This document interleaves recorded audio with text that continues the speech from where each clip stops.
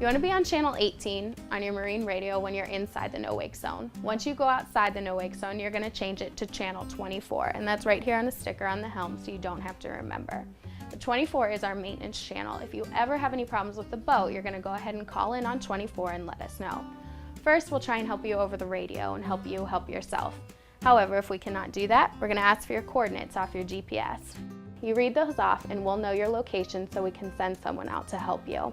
Then at the end of your trip, when you enter the no-wake zone again, you want to change your radio back to 18, call in then and let us know that you're here.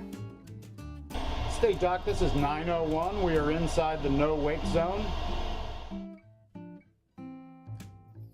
We'll give you all your checkout instructions and have you continue around until you're directly out from the fuel pier. And we'll send a driver out to bring you in.